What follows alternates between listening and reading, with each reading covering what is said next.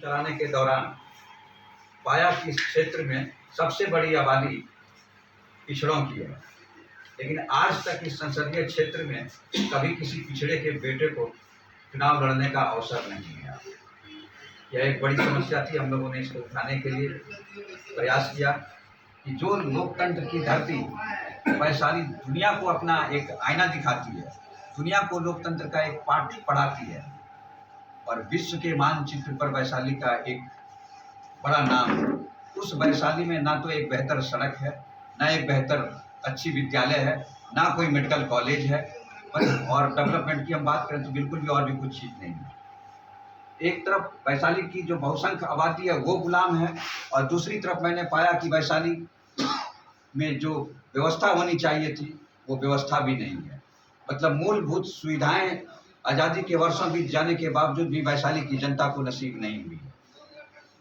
तो हम लोगों ने विचार किया कि आने वाले टाइम में अगर पार्टी एनडीए हो या इंडिया हो या जो भी गठबंधन की बात चल रही है देश में, वह पिछड़े वर्ग के किसी बेटे को अपना उम्मीदवार नहीं बनाता है, तो हम सब जनहित अभियान के साथी मिलकर इस पर विचार करेंगे और आने वाले चुनाव में वैशाली संसदीय क्षेत्र में जनहित अभियान अपना एक उम्मीदवार उतारने पर विचार कर सकता है।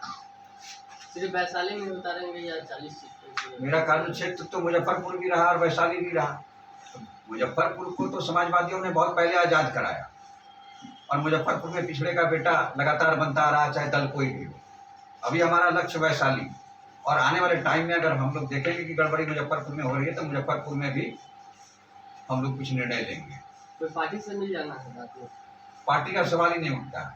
पार्टी तो कई कर चुकी है कि जनहित अभियान का 17 वर्षों का संघर्ष है जो देश में पॉलिसी के सवाल पर काम कर रही है, और हम लोग देश में हो जाति जनगणना की आवाज़ वर्ष 2008 से बुलंद करते आ रहे हैं।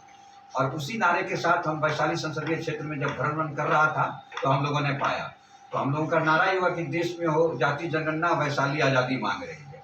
पार्टी का सवाल कहाँ उठता? पार्टी इस देश में है कहाँ? आज तो कंपनी बन गई है। कंपनी में पैसा लगाइए और टिकट पाइए और चुनाव में पैसा लगाइए, जीत के जाइए। जनता से किसको मतलब रह गया? जनता के दुख दर्द में कौन से उम्मीदवार और कौन सी पार्टी आज खड़ी हो रही है?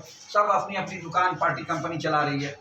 तो ऐसी कंपनी में, ऐसी पार्टी में जनहित अभियान का कोई लेना देना नहीं है और कोई मकसद भी नहीं है। जनहित अभियान कल भी स्वतंत्र थी, आज भी स्वतंत्र है, और भविष्य में भी जनहित अभियान अपनी व्यवस्था खड़ा करेगी, स्वतंत्र रूप से काम करेगी, ना कि ऐसी पार्टियों से गठबंधन करेगी जो कंपनी चला रहे हैं।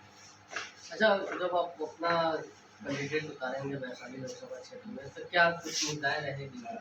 वैशाली के विकास का सवाल है। सबसे बड़ा मुद्दा तो वैशाली की जनता गुलाम है, उसको आज़ाद कराने का सवाल है। देश में जाति जनगणना एक राष्ट्रीय विषय बन चुका है, और इस राज्य में जाति गणना हो चुकी है। आज सरकार के पास आंकड़े हैं, हर पॉलिटिकल पार्टी के पास इसकी जानकारी है। तो जाति गणना जब हुई, जिसकी जितनी संख्या है, आप उसकी हिस्सेदारी देने से चुप क्यों हैं?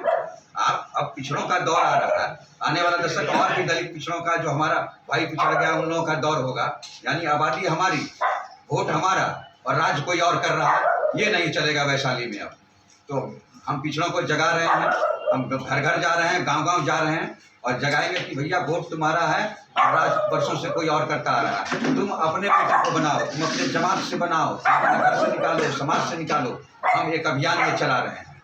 पार्टी मान जाती है तो हम सब स्वागत करेंगे, और पार्टी नहीं मानती है तो हम सब साथी मिलकर फिर बैठक करेंगे, निर्णय लेंगे। राज नारायण, राष्ट्रीय संयोजक जनहित अभियान।